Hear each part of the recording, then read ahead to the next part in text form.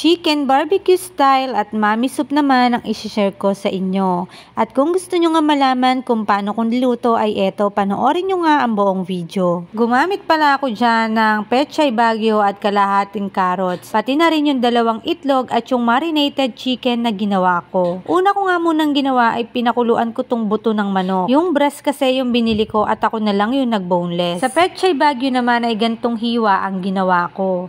Kung hindi pa nga sanay yung anak mo na kumain ng gantong gulay, pwede mo pa siyang hiwain ng mas maliliit para mas madali na lang para sa kanya. At pagkatapos niya, huhugasan ko nga pala yan ng asin. Kailangan ko kasi itong hugasan ng maigi dahil hindi ko nga rin ito sasama sa pakuluan na ginagawa ko sa sabaw. Hiwalay kasi ang paglalagay ko dito at malalaman nyo sa bandang dulo kung paano ko nga inilagay ito.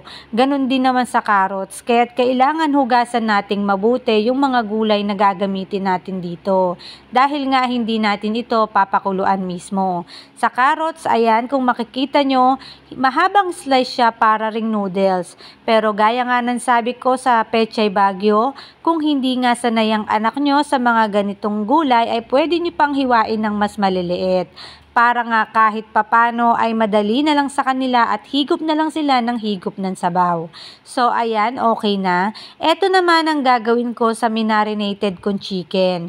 Ipiprito ko nga lang siya sa kawali. At yung ginamit ko naman sa pagmamarinate ay toyo, kalamansi, at asukal.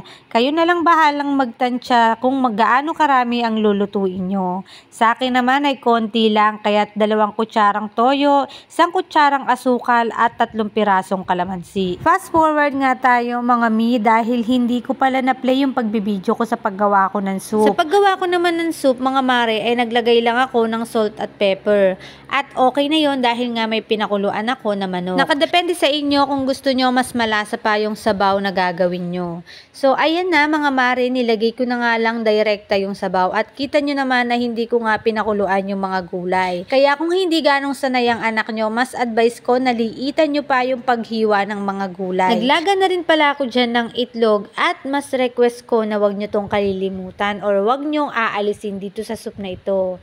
Dahil iba din yung linamnam na nabibigay ng itlog, lalo na sa mga simpleng soup na ginagawa ko. At kailangan ihahanda din natin ito ng maayos para mas masarap lalo tignan at mas magustuhan ng mga anak natin. Ito namang last na ginagawa ko ay para sa akin. At as usual, sa akin yung buto-buto at sa mga anak ko yung laman. Ganun naman talaga pag mga mami na, minsan talaga sa atin na lang yung tira-tira at sa kanila talaga yung mga fresh. At eto na nga mga mare ang finished product. Kung nagustuhan mo nga ang recipe at naisipan mong gayahin, wag mong kakalimutang picturean at i-drop mo sa comment section. At syempre kailangan naka-follow ka at share mo ang video para counted ka at baka ikaw na ang mapili ko na bibigyan ko ng pang-load. Ayun lang mga mare, bye-bye!